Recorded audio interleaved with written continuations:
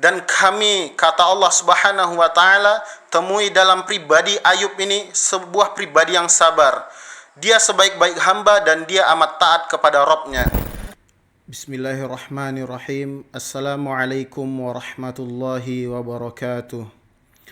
Alhamdulillahi rabbil alamin. Assalatu wassalamu ala asyrafil anbiya'i wal mursalin wa ala alihi wa ashabihi wa man tabi'ahum bi ihsanin ila yaumiddin. Segala puji hanya kita panjatkan kepada Allah Subhanahu wa taala. Salawat serta salam semoga selalu terlimpah curah kepada Nabi kita Nabi Muhammad sallallahu alaihi wasallam. Kaum muslimin rahimani wa rahimakumullah.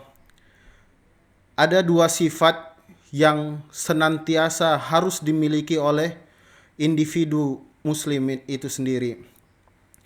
Yang pertama adalah sifat sabar dan juga sifat syukur. Dua sifat ini tidak mungkin dipisahkan.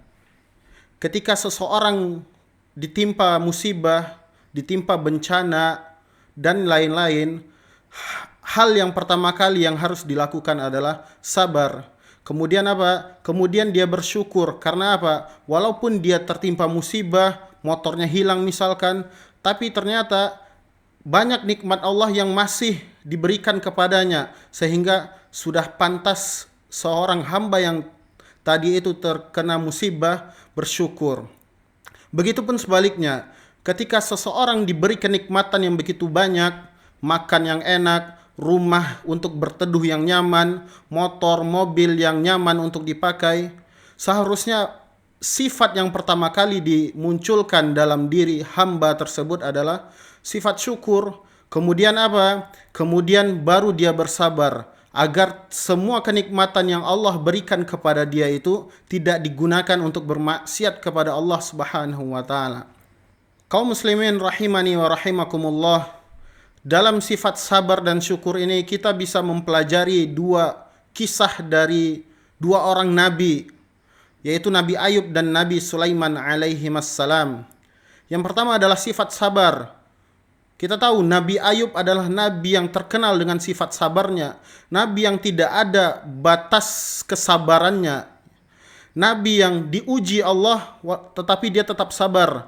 Nabi yang Allah berikan berbagai ujian tetapi dia tetap sabar. Hartanya banyak, ketika diuji oleh Allah dia tetap sabar.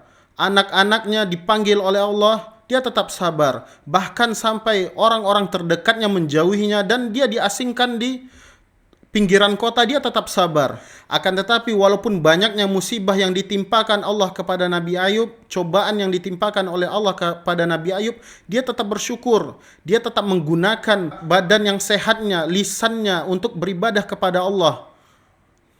Sampai akhirnya Allah nyatakan Nabi Ayub ini lulus dari ujian kesabaran, dan Allah puji Nabi Ayub di dalam Quran surat As-Sad, wa wajadnahu sabira ni'mal 'abda innahu awwab.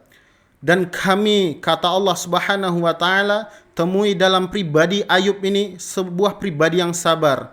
Dia sebaik-baik hamba dan dia amat taat kepada Rabb-Nya.